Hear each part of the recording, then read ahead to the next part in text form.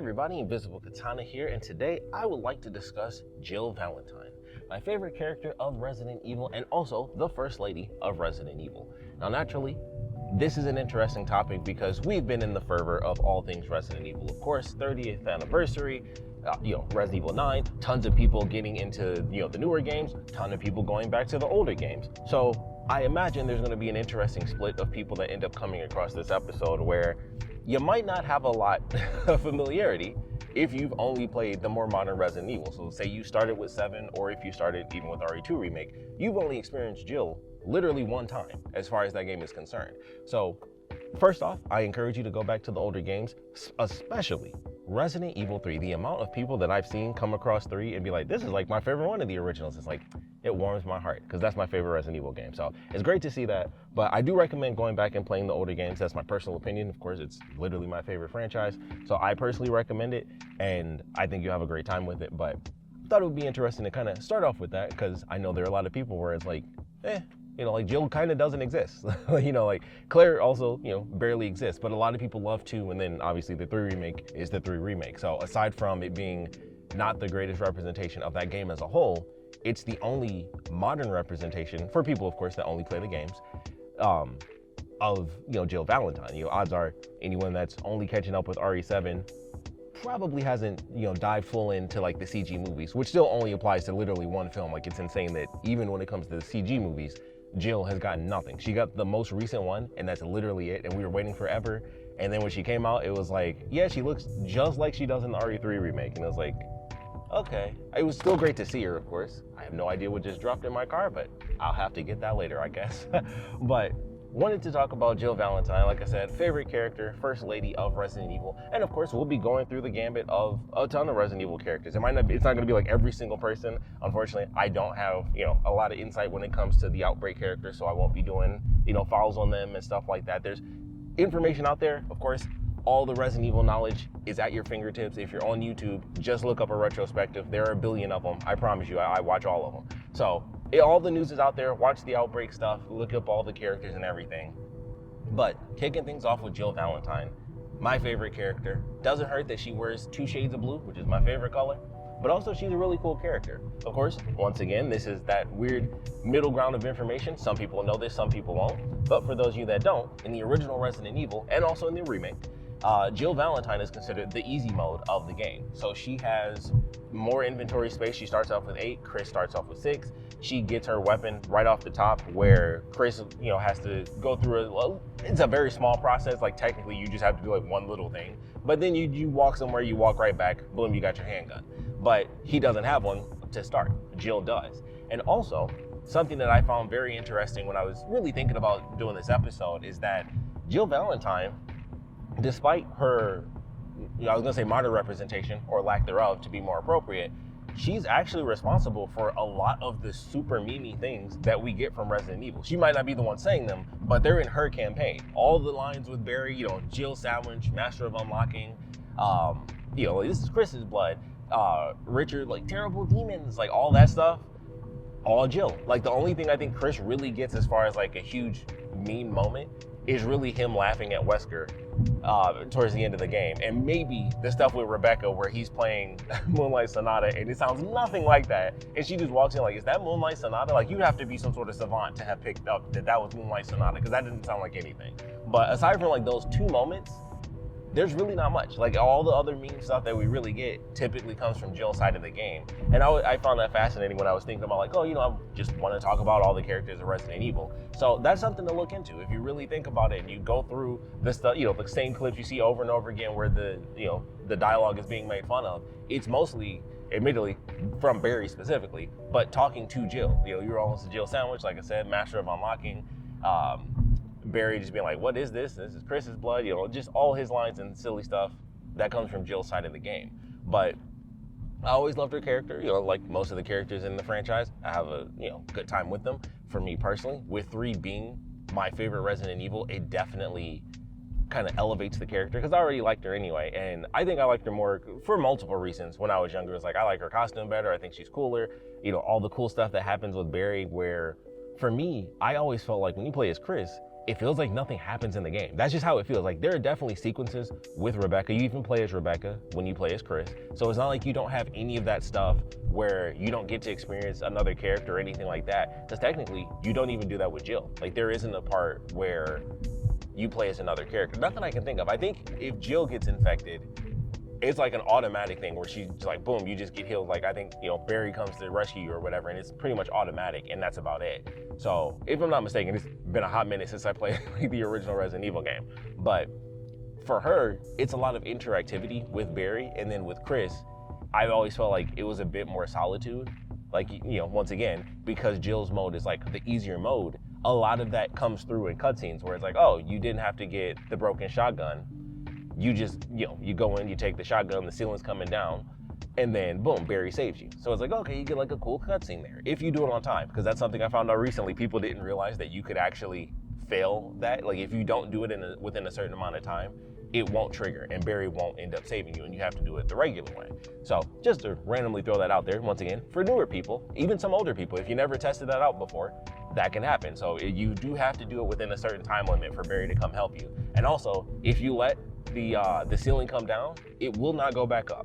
So just throwing that out there as well, because that was another thing I saw where somebody was like, I didn't know this would happen. And I was like, I remember just testing that out as a kid. I was like, I wonder what happens if you just wait. And you do have to wait. They actually give you like a decent bit of time. I think you get like, once again, this is me going off of like nearly 30 years ago knowledge, but I swear you get like maybe 20 full seconds and you just stand there, it's just silent, and then you just hear like a boom, and then that means the ceiling came all the way down. And if you try to open it, it'll say like, the door is locked, or the usual thing. But if you put the shotgun back, it will not make the ceiling go back up. Once it comes all the way down, it's like you did that to yourself and you have to start over. So random little thing, a little fun fact for you guys to throw that out there. If you let that wall come down, you are done for. So just be careful with that. If you decide you want to test it out, make sure you recently saved. But little moments like that come from Jill's campaign. Like she gets all that stuff with Barry, the lockpick, all of that stuff. It's Jill's side of the campaign, and I always found it more entertaining, especially as a kid. It was like, it felt like there were just more cutscenes. It just felt like there was more to experience, and that just made the game more entertaining to me. Even as a kid, I think that was a big part of what always stood out. It was like, man, I'm talking to Barry like all the effing time, like every 30 to 40 minutes of the game or something, at least in the first part. Like once you get, if I'm not mistaken, the lockpick comes after the shotgun. I could be wrong about that. Once again, it's been a long time since I played like the first game, so I don't really remember like the specific timing and layout of all that. But those really are early on in the game. If we're being honest, like you get those 2 moments, and then it's a decent little chunk of time before you get anything else. You get like your moment with Richard, of course, when you fight Jan, which is the giant snake. So you get that moment with Richard where you talk to him. Once again, that's another cutscene, and then you go through and do that process of trying to help him out and things like that, and then you get a decent little chunk of time before you end up going against like Plant 43 and stuff like that, and you start talking with Barry again and running into him, and he helps you out and stuff like that. So as a kid, I always felt like, okay, there's more stuff to do with Jill. That's just how I always felt as a kid. So I think that was another big thing that really attached me more to Jill than it did Chris, because I was like, it almost feels empty when you're playing as Chris, because it's like, it's just less cutscenes. Like Rebecca doesn't show up until you get to the first boss fight. Before that, it's the opening, like legit the opening cutscene, and then Chris is by himself for a giant chunk of the game, and then Rebecca finally shows up when Jan is involved. And it's like, okay, that's really about it. So like I said, there's still a couple cutscenes here and there where of course it does play out, and they, of course, Jill and Chris share a couple of similar cutscenes, like running into Richard just in different locations, and then having, was it Enrique? I forgot who it was that was in the in the weird tunnel system and stuff like that, where he either believes you're a traitor. If it's Chris, he was basically about to shoot Chris, but for Jill it was like, hey, you got to be careful. But when it was Chris, he was like, it's probably you. It was like, dang, man, I'm just here. So that is kind of funny to look back on. But always loved Jill Valentine, loved the first game. And then, of course, going into my favorite game in the franchise, Resident Evil 3, I was super hyped. I played the games completely in order, so I started with the very first game when I was like 5, and then I had the director's cut, the good version, so I have the good basement music. Played the crap out of the demo for RE2, played through RE2, loved that. Then RE3 came out, I got that for Christmas. And I mentioned this in like an old episode, but that was one of my nerdy Christmas memories where I got like a big stack of PlayStation games for Christmas. And I can only remember like 3 of them because I got RE3 and Dino Crisis on the same day. And I think Crash Warped was in there as well. And it was always fun to me that Resident Evil or Dino Crisis had the demo for Resident Evil 3. So it was like I had Dino Crisis, my demo of RE3, and my full-on RE3. And when I got into that, I was ecstatic. I loved Resident Evil 3, and I still do. Like I said, it's still my favorite one. That's why I'm one of the people that's like, man, Capcom personally attacked me with the RE3 remake. But I absolutely loved everything about Resident Evil 3. You know, there's a ton of discourse about that where it comes to it's not really scary, or it's, you know, it leans more into like action, survival, and stuff like that. I always felt like it was just as scary. I always felt that 3 is very akin to what 4 ended up doing, specifically the 4 remake. I think the first version of 4 isn't as scary as the remake of 4, and they made it more intense because you get attacked more. And so I feel like even though it's considered, you know, like people say like, oh, it's like action horror because, you know, you get a ton of ammo and stuff, which is also RNG. Another one of the things I love about 3 is that there's so much to do in that game where it's like, just like with the first game where it's like, hey, if you get to the room with the shotgun within a certain amount of time, Barry will help you. But if you take too long and you do a couple other things here and there, then you have to do it the long way. Resident Evil 3 is very similar to that, where instead of it being like, hey, you took too long to do this or do that, it's really just what did you end up doing first? Did you go to the restaurant first, or did you go to the newsroom first? Because that'll change how you first meet Carlos. That'll change your first interaction, and it can literally change like one very minute thing. And I think you have to go to the newsroom first and meet Carlos, and then when Nemesis attacks you, you jump out the window, and then you end up in this like little alleyway.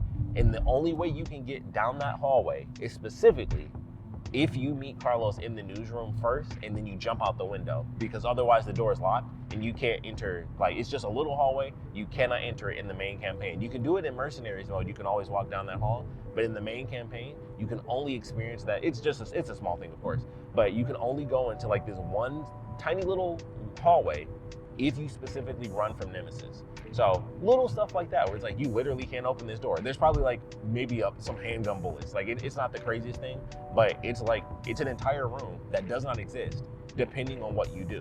And then there's other things like, hey, did you go to the gas station first, or did you end up going back to the pharmacy first? And that'll change other cutscenes. And like it's so interesting to see like the little choices you can make. And then that's not even considering Nemesis, where it's like, hey, do you fight Nemesis here or do you run from Nemesis here? Because if you run from him, then he'll show up somewhere else a little bit more often. But if you fight him, you might get a bit of, you know, a longer breather. It depends on the section of the game. And so I always thought that was super fun, and it was one of my favorite elements where you could go through over and over again. And Mercenaries mode was the first time that Resident Evil did unlockables specifically tied to the additional mode that you get. In Resident Evil 1, well, they don't even have one unless you have the Saturn version where you get the battle mode. But in Resident Evil 1, it was like, hey, just beat the game, you know, the classic thing, beat it with a certain amount of saves within a certain amount of time, you'll get this. And that's pretty much it. You get some costumes just from beating the game, and then it's like, hey, you do it faster and better, here's the handgun. And I think it's just a handgun in the first game. Don't quote me on that. You have to look into that yourself, because I was 5. I was not unlocking anything outside of the alternate costumes, because all you have to do is beat the game once.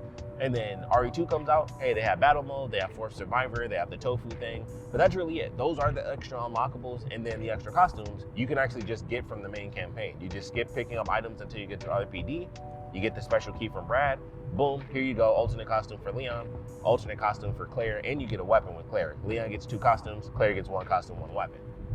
Resident Evil 3 comes out, you beat the game, here's Mercenaries mode, Operation Mad Jackal. Mercenaries mode, OG Mercenaries / Operation Mad Jackal, is specifically how you unlock all the special weapons in the game.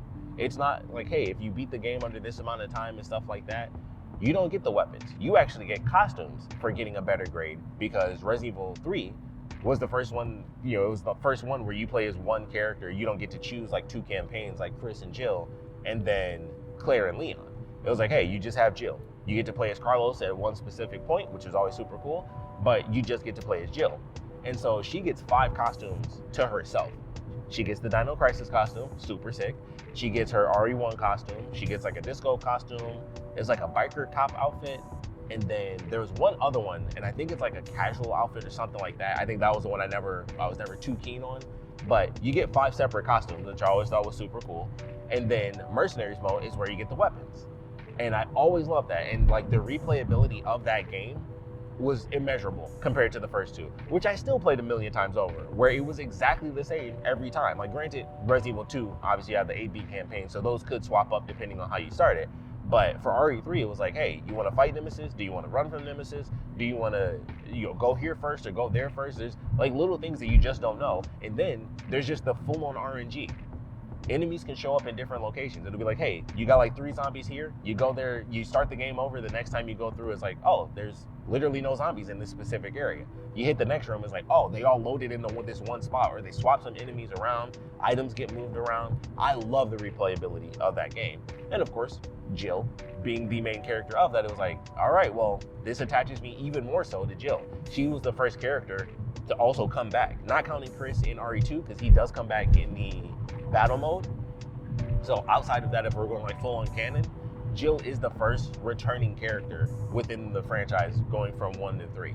And it was such a fun time. Like I always absolutely love that game. It's, like I said, still my favorite. I think all the replayability and everything like that, fun time. So I played the crap out of that game, had a great time with Jill. And then after that, we didn't get Jill until Resident Evil 5, years later. And then she was blonde, and it was kind of weird. And it was like the whole story element of her being kidnapped and all that stuff, potentially dead, which thank goodness that wasn't real. But all that madness, you finally get to her at the end, you help her out, and then she gets her own DLC where she's working with Josh. But she, of course, also has this super amazing DLC, Lost in Nightmares, where you actually get to play like the prequel portion of Resident Evil 5 where you fight Wesker. And of course, very cool moment. You get to play Moonlight Sonata. They have like, you go through another Spencer mansion. They have like a little trick. If you try to go out the front door like 3 times, it'll shift the camera angle to the perspective like the classic RE games, which I always thought was the fixed camera angles. I always thought that was super cool. And I love that, and also that was a cool costume that she had in that as well, which I thought was pretty nice. Then after that, we got Revelations 1, which I thought was pretty decent. I think Revelations 2 is like way better than the first game. I talk about that in like my underrated Resident Evil games, so you can check that out. But after Revelations 2, that was it. We didn't get anything until eventually we got the RE3 remake. And after the RE2 remake, I know I was happy. I was like, holy crap, my favorite Resident Evil is about to get an update. Resident Evil 2 is fantastic. It might not be perfect, but it's effing amazing. I cannot wait for RE3 Remake. And then it came out, and I was not a fan. I played through it. I recently bought it on Steam because, of course, it's the one that nobody likes, so it was the cheapest one. It was like $4.99. So I bought it, or it was $3.99. So I ended up buying it because I was like, well, it'll be my first Resident Evil game that I'm actually going to put mods on. And it's the perfect one to do it because it's the one it's one of the ones I like the least. So it was the perfect one. Of course, once again, it was less than $4. Well, with taxes, a little bit more. But I was like, it's the perfect one to get. It's the perfect one to redo and just play around with. Put all the costumes in that I actually want. Fix the effing costumes that are in the game because I hate the fact that they're like, here's the RE1 costume. That is not her RE1 costume. Here's her RE3 costume. That is also not the RE3 costume. They literally didn't give us the original versions of the costumes. And that's like, once again, that dichotomy. There are tons of people that wouldn't even know about that or care. But for me, I'm like, I know, and thusly I care. Also, what was up with that? No unlockables? That was crazy. 2 costumes, and the weapon, interesting with the weapons, but it was nothing like Mercenaries. And that gets to a whole other element of like just how they do unlockables these days. But that's for another time. That's for a totally different video. But I love Jill. I wish we got more Jill. And like I said, we didn't get anything. We got 5, then we got Revelations, and then we got eventually the RE3 remake. And then after that, we finally got her appearance in Death Island, which was the first time we saw her canonically, like storyline wise. The last story we had for Jill was RE5, as far as present day / at this point obviously in the past. Death Island was the most recent one, and it skipped decades, like even after coming after 5, which if I'm not mistaken was 2008, over a decade later. And then it was like, all right, we barely got anything because the CG movies don't really focus on the characters as much as they could, and plus they're mostly Leon, surprise surprise. But Jill showed up, she looked like she did from RE3, and then it was like, okay, it's great to see her still, but that's really about it. And it was like, dang.